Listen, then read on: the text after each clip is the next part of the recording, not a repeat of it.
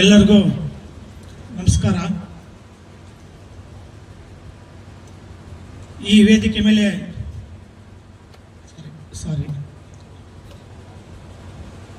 ಈ ಕಾರ್ಯಕ್ರಮಕ್ಕೆ ಆಗಮಿಸಿರುವ ನಮ್ಮ ಜನಪ್ರಿಯ ನಾಯಕರಾದಂತಹ ಕೊತ್ತೂರು ಮಂಜಣ್ಣನವರೇ, ವೇದಿಕೆಯ ಮುಂಭಾಗದಲ್ಲಿರುವಂತಹ ಎಲ್ಲ ನಮ್ಮ ಕಾಂಗ್ರೆಸ್ ಪಕ್ಷದ ಕುಟುಂಬದವರೇ, ನಾನು ಎಲ್ಲ ಮೀಟಿಂಗ್ಗಳಲ್ಲಿ ಹೇಳ್ತಿದ್ದೆ, ನಮ್ಮ ತಂದೆಗೆ ಸಮನಾದಂತ ನೀಲಕಂಠನವರು ಅಂತ. ಈಗ ನಮ್ಮ ತಂದೆಗೆ ಸಮನಾದಂತ ನೀಲಕಂಠಗೌಡರ ಅವರು ದಿನಾಂಕ 10/3/25 ಸೋಮವಾರ 11:45 ನಿಧನರಾಗಿದ್ದು, ಅವರಿಗೆ ಭಾವಪೂರ್ವ ಶ್ರದ್ಧಾಂಜಲಿ ಸಭೆ ಮಾಡಲು ಈ ಸಭೆ ಕರೆದಿದ್ದೀವಿ. ಅವರಿಗೆ ಭಾವಪೂರ್ವ ವಿದಾಯಗಳನ್ನು ಹೇಳ್ತಾ ಇದ್ದೀವಿ. ಅವರು ಅಗಲಿಕೆಯು ಕಾಂಗ್ರೆಸ್ ಪಕ್ಷಕ್ಕೆ ಮತ್ತು ಅವರ ಕುಟುಂಬದಕ್ಕೆ ಮತ್ತು ಸ್ನೇಹಿತರಿಗೆ ತುಂಬಲಾರದ ನಷ್ಟವಾಗಿದೆ. ನೀಲಕಂಠನವರು ಮತ್ತೆ ಹುಟ್ಟಿ ಬರಲಿ ಎಂದು ಬಯಸುತ್ತಾ ಅವರ ಆತ್ಮಕ್ಕೆ ಚಿರಶಾಂತಿ ಕರುಣಿಸಲಿ ಎಂದು ಎಲ್ಲರ ಪರವಾಗಿ ಆ ಭಗವಂತನನ್ನು ಬೇಡ್ಕೊಳ್ತಾ ಇದ್ದೀನಿ.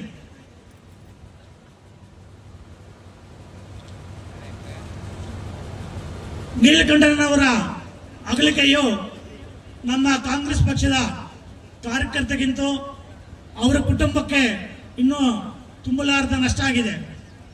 ಅವರ ದುಃಖವನ್ನು ಭರಿಸುವ ಶಕ್ತಿ ಕೊಳ್ಳಿ ಅಂತ ಹೇಳ್ಬಿಟ್ಟು ನಮ್ಮ ಎಲ್ಲರ ಪರವಾಗಿ ನಾನು ಆ ಭಗವಂತನಲ್ಲಿ ಬೇಡ್ಕೊಂತ ಇದ್ದೀನಿ. ನಾವೆಲ್ಲರೂ ಅವರು ನೋಡ್ತಿದ್ವು, ಅವರು ಯಾವ ರೀತಿ ಇಲ್ಲಿ ಹೆಡ್ ಮಾಸ್ಟರ್ ತರ ಕೂತ್ಕೊಂಡು ಬೆಳಗ್ಗೆಯಿಂದ ಸಾಯಂಕಾಲವರೆಗೂ ಪಕ್ಷದ ಕಾರ್ಯಕ್ರಮಗಳನ್ನು ಯಾವ ತರ ನಡೆಸ್ತಾ ಇದ್ರು ಅಂತ ನಾವು ನೋಡಿದೀವಿ. ಈಗ ಅವರ ಕುಟುಂಬಕ್ಕೆ ಅವರ ತಮ್ಮನಾಗಿ, ಅವರ ಮಗನಾಗಿ ನಾವು ಎಲ್ಲ ಕಷ್ಟ ಸುಖಗಳಲ್ಲಿ ನನ್ನ ಜೊತೆಗೆ ನಮ್ಮ ಕೊತ್ತೂರು ಮಂಜಣ್ಣವರು ಕೂಡ ಎಲ್ಲ ಕಷ್ಟ ಸುಖಗಳಿಗೆ ಭಾಗಿಯಾಗ್ತೀನಿ ಅಂತ ಹೇಳಿದ್ದಾರೆ. ಅವರ ರೀತಿನೇ ನಾವು ಕೂಡ ಅವರ ಮನೆಗೆ ಎಲ್ಲಾ ರೀತಿಯ ಕಷ್ಟ ಸುಖಗಳಿಗೆ ಭಾಗಿಯಾಗಬೇಕು. ನಮ್ಮ ಕಾಂಗ್ರೆಸ್ ಪಕ್ಷದ ಎಲ್ಲಾ ಮುಖಂಡರು ಕೂಡ ಆ ಮನೆಯ ಪರವಾಗಿ ನಿಂತ್ಕೊಳ್ಬೇಕಂತ ಈ ಸಂದರ್ಭದಲ್ಲಿ ನಾನು ಹೇಳಲು ಬಯಸುತ್ತೇನೆ. ನನಗೆ ನೀಲಕಂಠನವರು ತುಂಬಾ ಜಾಸ್ತಿ ದಿನಗಳಿಂದ ಪರಿಚಯ ಇಲ್ಲ, ಅವಾಗ ಇವಾಗ ಪರಿಚಯ ಇತ್ತು. ನಮ್ಮ ಶಿವಣ್ಣರವರ ಕಡೆಯಿಂದ ನಮಗೆ ಈ ರಾಜಕೀಯವಾಗಿ ಪರಿಚಯ ಆಯಿತು. ಆವಾಗ ನನಗೆ ಅವರ ಬೆಳೆದ ಬಂದ ರೀತಿಯನ್ನ ನನಗೆ ಹೇಳ್ತಾ ಇದ್ರು. ನನಗೆ ಇಷ್ಟು ಕಷ್ಟಪಟ್ಟೆ, ಈ ತರ ಬೆಳೆದು ಬಂದಿದ್ದೀನಿ. ನಾವು ಕಾಂಗ್ರೆಸ್ ಪಕ್ಷಕ್ಕೆ ಇಲ್ಲ ಯಾರಿಗಾದ್ರೂ ವ್ಯಕ್ತಿಗೆ ನಿಷ್ಠೆಯಾಗಿರ್ಬೇಕಾದ್ರೆ ಮಾತ್ರ ಬೆಳೆಯಕ್ಕೆ ಆಗುತ್ತೆ ಹೊರತು ನಾವು ನಿಷ್ಠೆ ಇಲ್ಲ ಅಂತಂದ್ರೆ ಬೆಳೆಯಕ್ಕಾಗಲ್ಲ ಅಂತ ಹೇಳ್ತಿದ್ರು. ಅವರು ಮೊದಲ ಬೆಳೆದ ಬಂದ ದಾರಿ ಅಂದ್ರೆ VSSN ಬ್ಯಾಂಕ್ಗೆ ಕಾರ್ಯದರ್ಶಿಯಾಗಿ ಸುಂದರಪಾಳ್ಯದಲ್ಲಿ ಕಾರ್ಯದರ್ಶಿಯಾಗಿ ಕೆಲಸ ಮಾಡ್ತೀನಿ ಅಂತ ಹೇಳ್ತಾರೆ. ಮುಂದಿನ ಹಂಗೆ ದಿನಗಳಲ್ಲಿ ನಮ್ಮ ಎಂ.ಎ. ಕೃಷ್ಣಪ್ಪ ಅವರ ಕುಟುಂಬ ಒಡನಾಟದಲ್ಲಿ ಅಶೋಕ್ ಕೃಷ್ಣಪ್ಪ ರಾಜಕೀಯ ಗುರುಗಳಾಗಿ ಅವರು ಬೆಳೀತಾ ಇದೀವಿ ಅಂತ ನಮ್ಗೆ ಹೇಳ್ತಾರೆ.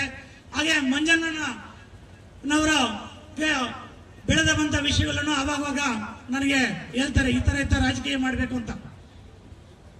PLD ಬ್ಯಾಂಕ್ ಅಲ್ಲಿ 10 ವರ್ಷ ಮೋಸ್ಟ್ಲಿ ಅಧ್ಯಕ್ಷರಾಗಿ ಕಾರ್ಯನಿರ್ವಹಿಸಿ ರಾಜ್ಯದಲ್ಲೇ ಪ್ರಶಸ್ತಿಯನ್ನು ಪಡೆಯುತ್ತಾರೆ ನಮ್ಮ ರಾಜ್ಯದಲ್ಲೇ. ಆಮೇಲೆ DCC ಬ್ಯಾಂಕ್ ನಿರ್ದೇಶಕರಾಗಿ, ತಾಲೂಕ್ ಪಂಚಾಯಿತಿ ಅಧ್ಯಕ್ಷರಾಗಿ, ಆಮೇಲೆ ಬೇರೆ ಬೇರೆ ಸ್ಥಾನಗಳನ್ನು ತುಂಬಿ ಅವರು ನಿರಂತರವಾಗಿ ರಾಜಕೀಯವಾಗಿ ಬೆಳೆದು ಬಂತಾರೆ. ಈಗ ಕಡೆದಾಗಿ ಅವನಿ ಬ್ಲಾಕ್ ಅಧ್ಯಕ್ಷರಾಗಿ ಅಧಿಕಾರ ವಹಿಸಿಕೊಂಡ ಮೇಲೆ ಅವರ ನಾಯಕತ್ವದಲ್ಲಿ ನಾನು ಸೋಲ್ತೀನಿ, ಅದು ನಮ್ಮ ದುರದೃಷ್ಟಕರ ವಿಷಯ. ಆಮೇಲೆ ಈಗ ಕೆಲವು ಅವ್ರಿಗೆ ಆಸೆ ಇರುವಂತ ವಿಷಯಗಳನ್ನ ನಾನು ಈ ವೇದಿಕೆ ಮೇಲೆ ವ್ಯಕ್ತಪಡಿಸಬೇಕಾಗತ್ತೆ. ದಯವಿಟ್ಟು ಯಾರು ಅನ್ಯತಾ ಭಾವಿಸಬೇಡಿ. ಇಂಥ ಸಂದರ್ಭದಲ್ಲಿ ರಾಜಕೀಯ ಮಾತಾಡ್ತೀರಾ ಅಂತ ಅನ್ಯತಾ ಭಾವಿಸಬೇಡಿ. ಯಾಕಂತಂದ್ರೆ ಅವರ ಆಸೆಗಳನ್ನು ಈಡೇರಿಸುವುದೇ ನಮ್ಮದು ಈ ಶ್ರದ್ಧಾಂಜಲಿ ಸಭೆಯ ಮುಖ್ಯ ಉದ್ದೇಶ ಆಗಿರುತ್ತೆ. ಅದರಿಂದ ಅವರಿಗೆ ಇರುವ ಆಸೆಗಳನ್ನು ಈಡೇರಿಸಬೇಕಾದ್ರೆ ಈ ಕಾರ್ಯಕರ್ತರ ಜೊತೆಗೆ ಮುಖ್ಯವಾಗಿ ನಮ್ಮ ಕೊತ್ತೂರು ಮಂಜಣ್ಣವರು ಇದನ್ನ ಕೆಲವು ಗಮನಿಸಬೇಕಾಗತ್ತೆ. ಯಾಕಂದ್ರೆ ಇದು ಈಡೇರಿಸಬೇಕಾದ್ರೆ ಮುಖ್ಯ ಪಾತ್ರ ಕೊತ್ತೂರು ಮಂಜಣ್ಣದೇ ಇರುವುದರಿಂದ ಅವರು ಇದನ್ನ ಗಮನಿಸಬೇಕು. ದಯವಿಟ್ಟು ಅನ್ಯತಾ ಭಾವಿಸಬಾರದು. ಅವರು ಅಧಿಕಾರ ಹಂಚಿಕೆ ಮಾಡಬೇಕು ಅಂತ ಹೇಳ್ತಿದ್ರು. ನನಗೆ ಅಧಿಕಾರ ಹಂಚಿಕೆ ನೋಡಿ, ಈಗ ಕಾಂಗ್ರೆಸ್ ಸರ್ಕಾರ ಬಂದಿದೆ, ಎಲ್ಲ ಅಧಿಕಾರಿಗಳನ್ನು ಅವರೇ ಇಟ್ಕೊಂತಾರೆ, ನಮ್ಮನ್ನ ಸುತ್ತಾ ಇರ್ತಾರೆ. ನಾವು 3 ಸಲ 4 ಸಲ ಸುತ್ತಿದೀವಿ, ಆದ್ರೂ ಏನು ಕೆಲಸ ಮಾಡಿಕೊಡಲ್ಲ ಅಂತ. ಈಗ ಕೊತ್ತೂರು ಮಂಜಣ್ಣವ್ರಿಗೆ MLA ಪದವಿ ಇದೆ, ಕೋಲಾರಲ್ಲಿ ಅವ್ರ ಮಾತು ಕೇಳ್ತಾರೆ, ಎಲ್ಲ ಅವ್ರದ್ದು ನಡೀತದೆ. ಆದ್ರೆ ಮುಳುಬಾಗಲಲ್ಲಿ ಸ್ಥಳೀಯವಾಗಿ ನಮಗೆ ಅಧಿಕಾರ ಕೊಡಲಿಲ್ಲ ಅಂತಂದ್ರೆ ನಮಗೆ ಇಲ್ಲಿ ತುಂಬಾ ಕಷ್ಟವಾಗುತ್ತೆ. ಅದರಿಂದ ಮೊದಲನೇದಾಗಿ ಅವರಿಗೆ ಆಸೆ ಇರುವುದನ್ನ ದಯವಿಟ್ಟು ನೀವು ನಮಗೆ 1 ತಿಂಗಳಲ್ಲಿ ನೀವು ಈಡೇರಿಸಿಕೊಡಬೇಕಾಗಿ ಈ ಸಭೆಯ ಮುಖಾಂತರ ನಾನು ಪ್ರೋತ್ಸಾಹಿಸ್ತಾ ಇದ್ದೀನಿ. ಸ್ಥಳೀಯ ನಾಮಿನೇಟ್ ಪದವಿಗಳನ್ನು 1 ತಿಂಗಳ ಒಳಗಡೆಗೆ ನೀವು ಪೂರ್ತಿ ಮಾಡಿ ಅವರ ಆತ್ಮಶಾಂತಿಗೆ ಸಿಗಬೇಕು. ಅವರ ಆಸೆ ಏನಿದೆಯೋ ಅದು ಪೂರೈಸಿಕೊಡಬೇಕಾಗಿ ತಮ್ಮಲ್ಲಿ ಈ ಸಭೆಯ ಮುಖಾಂತರ ಬೇಡ್ಕೊಳ್ತಾ ಇದ್ದೀನಿ. ಎರಡನೆಯದು, ಅವರು ಅಧ್ಯಕ್ಷರಾದ ಮೇಲೆ 28 ಮುನ್ಸೂಚನೆ ಘಟಕಗಳಿದೆ. ಆ ಮುನ್ಸೂಚನೆ ಘಟಕಗಳನ್ನು ನಾವು ಪದಾಧಿಕಾರಿಗಳನ್ನು ತುಂಬಿಸಿ ಆ ಎಲ್ಲ ಪದಾಧಿಕಾರಿಗಳನ್ನು ಒಂದು ಕಡೆ ಒಟ್ಟಿಗೆ ಸೇರಿಸಿ ಒಂದು ಪದಗ್ರಹಣ ಸಮಾರಂಭವನ್ನು ಮಾಡಬೇಕಂತ ಅಂದ್ಕೊಂಡಿದ್ವು. ನಿಮ್ಮ ಅಧ್ಯಕ್ಷತೆಯಲ್ಲಿ, ನಮ್ಮ ಕೊತ್ತೂರು ಮಂಜಣ್ಣವರ ಅಧ್ಯಕ್ಷತೆಯಲ್ಲಿ ಮುಂದಿನ ದಿನಗಳಲ್ಲಿ ಈ ಪದಗ್ರಹ ಕಾರ್ಯಕ್ರಮವನ್ನು ಇದೇ ಜಾಗದಲ್ಲಿ ನಡೆಸಿಕೊಡ್ಬೇಕಂತ ನೀವು ಈಗ ನನ್ನ ಭಾಷಣ ಆದ ಮೇಲೆ ಮಾತು ಕೊಡಬೇಕು. ಆ 28 ಮುನ್ಸೂಚನೆ ಘಟಕಗಳನ್ನು ತುಂಬಿಸಿ ನಮಗೆ ಇದೇ ಜಾಗದಲ್ಲಿ ಪದಾಧಿಕಾರಿಗಳ ಕಾರ್ಯಕ್ರಮಗಳನ್ನು ನಡೆಸಿಕೊಡಬೇಕಾಗಿ ತಮ್ಮಲ್ಲಿ ಈ ಸಭೆಯ ಮುಖಾಂತರ ನಮ್ಮ ನೀಲಕಂಠನವರಿಗೆ ಆಸೆ ಏನಿತ್ತು ಆ ಈಡೇರಿಸಿಕೊಡಬೇಕಾಗಿ ತಮ್ಮಲ್ಲಿ ಈ ಸಭೆಯ ಮುಖಾಂತರ ರಿಕ್ವೆಸ್ಟ್ ಮಾಡ್ಕೊಂತ ಇದ್ದೀನಿ. ಈ ವಿಷಯ ಹೇಳಬಾರ್ದು, ಆದರೂ ಈ ನಮಗೆ ವಿಧಿ ಇಲ್ಲ, ನಾವು ಹೇಳಬೇಕಾಗುತ್ತೆ. ಪಕ್ಷದ ಸಂಘಟನೆ ಮಾಡಬೇಕಾದ್ರೆ ಗುಂಪುಗಾರಿಕೆಯನ್ನು ತಡೆಗಟ್ಟುವುದು ಮೊಟ್ಟ ಮೊದಲನೇದಾಗಿ ನಾವು ಮಾಡಬೇಕಂತ ನನಗೆ ಯಾವಾಗಲೂ ಹೇಳ್ತಿದ್ರು ಯಾರು, ನೀಲಕಂಠನವರು. ಅಂತ ಗುಂಪುಗಾರಿಕೆಗಳನ್ನು ಶಮನ ಮಾಡಬೇಕಾದ್ರೆ ಅದು ಕೊತ್ತೂರು ಮಂಜಣ್ಣನಿಂದ ಮಾತ್ರ ಸಾಧ್ಯ.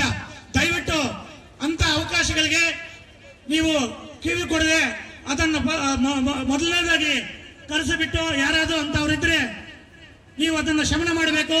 ಇಲ್ಲ ನಿಮ್ಮ ಮಾತು ಕೇಳಲಿಲ್ಲ ಅಂತಂದ್ರೆ ಪಕ್ಷದಿಂದ ಹೊರ ಹಾಕಬೇಕಾಗಿ ತಮ್ಮಲ್ಲಿ ಈ ಸಭೆಯ ಮುಖಾಂತರ ನಾನು ಕೇಳ್ಕೊಳ್ತಾ ಇದ್ದೀನಿ. 4ನೇದಾಗಿ, ಪಕ್ಷದ ಕಚೇರಿಯನ್ನು ಕಟ್ಟುವುದ ಒಂದು ಆಸೆ ಇತ್ತು ಅವರಿಗೆ. ನಾವು ಎಲ್ಲರೂ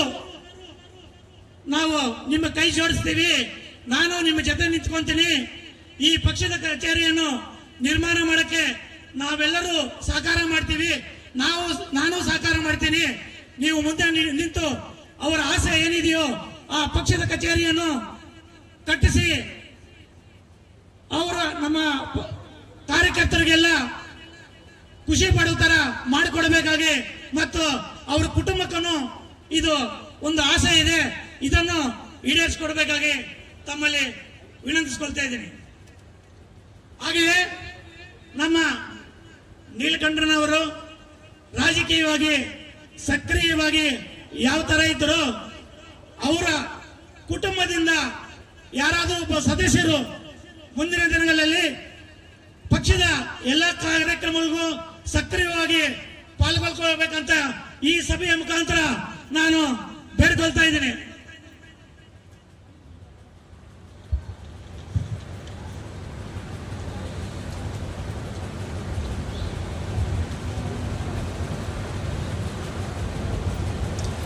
ಕೆಲವು ನಾವಿಲ್ಲಿ ಆಫೀಸಲ್ಲಿ ಕೂತ್ಕೊಂಡವಾಗ ಕೆಲವು ವಿಷಯಗಳನ್ನು ಪ್ರಸ್ತಾಪಿಸ್ತಾ ಇರ್ತಾರೆ. ನೀಲಕಂಠನವರು ಇದನ್ನು ದಯವಿಟ್ಟು ಅನ್ಯತಾ ಭಾವಿಸಬೇಡಿ, ಕೆಲವು ವಿಷಯಗಳೆಲ್ಲ ಗೊತ್ತಾಗ್ಲಿ ಅಂತ ನಾನು ಹೇಳ್ತಾ ಇರ್ತೀನಿ. ಈಗ ಯಾಕಂದ್ರೆ ಪಕ್ಷದ ಇಲ್ಲಿಂದ ಸಂಘಟನೆ ಮಾಡಬೇಕಾದ್ರೆ ನಮಗೆ ಕೊತ್ತೂರು ಮಂಜಣ್ಣನವರ ಬೆಂಬಲ ಜಾಸ್ತಿ ಬೇಕು. ಇಲ್ಲ ಅಂದ್ರೆ ಇಲ್ಲಿ ಪಕ್ಷದ ಸಂಘಟನೆ ಸ್ವಲ್ಪ ತೂತುಲಿಕ್ಕೆ ಅವರು ಜಾಸ್ತಿ ಇದ್ದಾರೆ. ಅದರಿಂದ ಈ ಪಕ್ಷದ ಸಂಘಟನೆ ಮೂಲ ಉದ್ದೇಶ ನೀಲಕಂಠನಾಗಿತ್ತು. ಅವರು ಯಾವ ತರ ಮಾಡ್ತಿದ್ರಂತ ನಿಮ್ಗೆಲ್ಲರಿಗೂ ಗೊತ್ತಿರೋ ವಿಷಯ ಇದೆ. ಮಂಜಣ್ಣ ಬಂದಾಗ ಸಡನ್ ಆಗಿ ಯಾರಾದರೂ ಬರ್ತಾರೆ, ಪಕ್ಷದ ಕಾರ್ಯಕ್ರಮಗಳಲ್ಲಿ ಭಾಗವಹಿಸಲ್ಲ.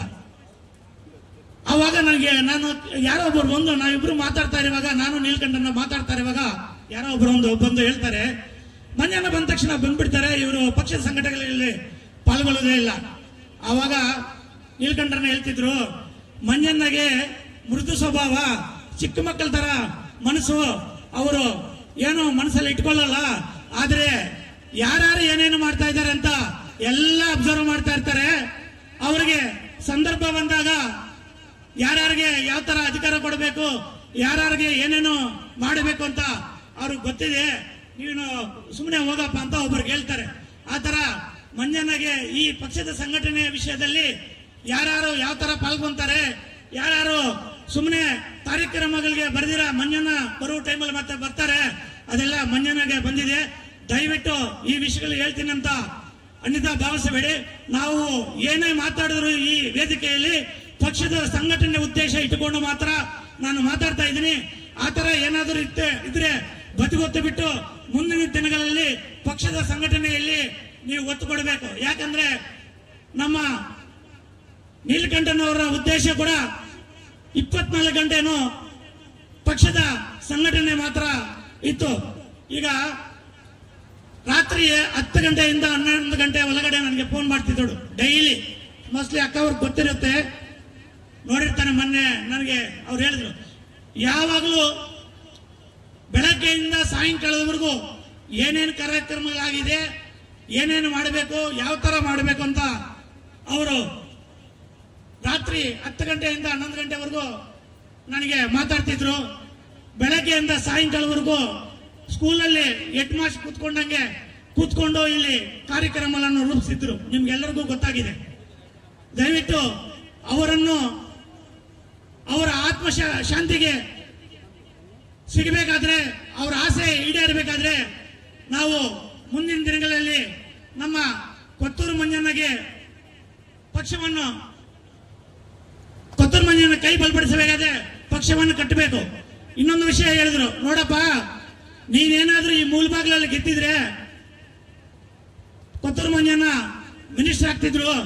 ಈಗ ನಾವಿಲ್ಲಿ ಸೋತಿರುವುದರಿಂದ ಮಿನಿಸ್ಟರ್ ಗಿರಿ ತಪ್ಪೋಯ್ತು. ಮುಂದಿನ ದಿನಗಳಲ್ಲಿ ಕೊತ್ತೂರು ಮಂಜಣ್ಣನ ಕೈಯನ್ನು ಬಲಪಡಿಸಬೇಕಾದ್ರೆ ನಾವು ಇಲ್ಲಿ ಗೆಲ್ಲಬೇಕು. ಇಲ್ಲಿ ಗೆಲ್ಲುವ ಜೊತೆಗೆ ಇನ್ನೂ 1-2-3 MLAಗಳನ್ನ ನಾವು ವಿಶ್ವಾಸಕ್ಕೆ ತಗೋಬೇಕು. ಆವಾಗ ರಾಜ್ಯ ಮಟ್ಟದಲ್ಲಿ ನಾಯಕರಾಗಿ ನಮ್ಮ ಕೊತ್ತೂರು ಮಂಜಣ್ಣವರು ಬೆಳೆಯಕ್ಕೆ ಸಾಕಾರ ಆಗುತ್ತೆ. ಆದ್ರಿಂದ ಗುಂಪುಗಾರಿಕೆ ಇಲ್ಲದೆ ನಾವು ಇಲ್ಲಿ ಪಕ್ಷವನ್ನು ಕಟ್ಟಬೇಕಂತ ಕಿವಿ ಮಾತುಗಳನ್ನು ಹೇಳ್ತಾ ಇದ್ರು. ಈಗ ಕೊತ್ತೂರು ಮಂಜಣ್ಣ ಕೈ ಬಲಪಡಿಸಬೇಕಾದ್ರೆ ಯಾವುದೂ ಗುಂಪುಗಾರಿಕೆಗಳಿಲ್ಲದೆ ಪಕ್ಷವನ್ನು ಕಟ್ಟಬೇಕಾಗುತ್ತೆ. ದಯವಿಟ್ಟು ಎಲ್ಲ ಬದಿಗೊತ್ತಿ ಮುಂದಿನ ದಿನಗಳಲ್ಲಿ ಕಾಂಗ್ರೆಸ್ ಪಕ್ಷವನ್ನು ಕಟ್ಟೋಣ, ಬೆಳೆಸೋಣ ಅಂತ ಹೇಳ್ಬಿಟ್ಟು ಮಂಜಣ್ಣವರ ಕೈಯನ್ನು ಬಲಪಡಿಸೋಣ ಅಂತ ಹೇಳ್ಬಿಟ್ಟು ಈ ಸಂದರ್ಭದಲ್ಲಿ ಹೇಳುತ್ತಾ ನನಗೆ 2 ಮಾತುಗ ಅವಕಾಶ ಮಾಡಿಕೊಟ್ಟ ತಮ್ಮೆಲ್ಲರಿಗೂ ವಂದಿಸುತ್ತಾ, ನೀಲಕಂಠನವರಿಗೆ ಪಾದಾರಗಳಿಗೆ ವಂದಿಸುತ್ತಾ ನಾನು ಮಾತನ್ನು ಮುಗಿಸ್ತಾ ಇದ್ದೀನಿ. ಜೈ ಹಿಂದ್, ಜೈ ಕರ್ನಾಟಕ. ನಾನು ಈಗ ರಿಕ್ವೆಸ್ಟ್ ಮಾಡಿದ ಈ ಭರವಸೆಗಳನ್ನು ಈಡೇರಿಸ್ತೀನಿ ಅಂತ ಹೇಳ್ಬಿಟ್ಟು ಈ ವೇದಿಕೆ ಮೇಲೆ ಮಾತು ಕೊಡಬೇಕಂತ ಕೊತ್ತೂರು ಮಂಜಣ್ಣನ ವಿನಂತಿಸ್ಕೊಳ್ತಾ ಇದ್ದೀನಿ. ಜೈ ಹಿಂದ್, ಜೈ ಕರ್ನಾಟಕ. ಅವ್ರು ಹೇಳಿದ ಮಾತುಗಳೆಲ್ಲ ನೀಲಕಂಠನ್ ಅವರು ನಾನು ಅವಾಗ ಹೇಳಿದೆ, ಅವ್ರು ಏನು ಹೇಳಿದ್ರು ಅದೆಲ್ಲ ನಾವು ನೆರವೇರಿಸ್ತೀವಿ, ಅವ್ರ ಹೆಜ್ಜೆನಲ್ಲಿ ಹೆಜ್ಜೆ ಹಾಕ್ತೀವಿ, ಎಲ್ಲರ ಜೊತೆನೂ ಇರ್ತೀವಿ ಅಂತ. ಖಂಡಿತವಾಗ್ಲೂ ಆ ಕೆಲಸಗಳನ್ನೆಲ್ಲ ನಾವೆಲ್ಲ ಮಾಡೋಣ. ಎಲ್ಲರ ದೊಡ್ಡವರು ಅವ್ರ ಜೊತೆಯಲ್ಲಿ ಯಾರ್ಯಾರು ದೊಡ್ಡವರು, ಇವಾಗ ಉಟ್ನೂರು ಸೀನನ್ ಆಗ್ಬೋದು, ರಾಮಲಿಂಗಾರೆಡ್ಡಿನ ಆಗ್ಬೋದು, ಯಾಮಣ್ಣವರು, ಆಮೇಲೆ ನಮ್ಮ ಶಿವಣ್ಣವರು, ಎಲ್ಲರೂ ನಾವು ಇದ್ದೀರಿ. ಎಲ್ಲರನ್ನೂ ಜೊತೆಗೆ ಸೇರಿಸ್ಕೊಂಡು ಎಲ್ಲ ಮಾತಾಡಿಕೊಂಡು ಎಲ್ಲ ಕೆಲಸಗಳನ್ನು ಮಾಡಿಕೊಡುವಂಥ ಜವಾಬ್ದಾರಿ ನಾನು ತೊಗೊಳ್ತೀನಿ, ನಾನು ಮಾಡ್ತೀನಿ. ಅದನ್ನು ಇನ್ನೊಂದು ಹೇಳ್ತಾ ಇದ್ದು, ನಾನು ಅಬ್ಸರ್ವೇಷನ್ ಮಾಡ್ತೀನಿ ಅಂತ 100% ನಾನು ಅದನ್ನು ಮಾಡೇ ಮಾಡ್ತೀನಿ. ಇಲ್ಲಾಂದರೆ ನಾವು ಈ ಮಟ್ಟಕ್ಕೆ ಬೆಳೆಯೋಕ್ಕೆ ಆಗೋದಿಲ್ಲ. ಅದು ಮಾಡೇ ಮಾಡ್ತೀವಿ. ಎಲ್ಲೆಲ್ಲಿ ಏನೇನು ಅನ್ನೋದು ಗೊತ್ತಿಲ್ಲದೆ ಏನು ಹಾಕ್ಬೇಕೋ ಹಾಕೋದು ನನಗೆ ಗೊತ್ತಿದೆ, ಅದು ಮಾಡ್ತೀನಿ. ಒಟ್ಟಿನಲ್ಲಿ ನೀಲಕಂಠನ್ ಅವರ ಆಡಿಯನ್ನು ನಾನಂತೂ ತಪ್ಪೋದಿಲ್ಲ. ನಾನು ಅದರ ಪ್ರಕಾರವಾಗಿ ಹೋಗೋದಂತೂ ಸಿದ್ಧಾಂತವಾಗಿ ರೆಡಿಯಾಗಿರ್ತೀನಿ.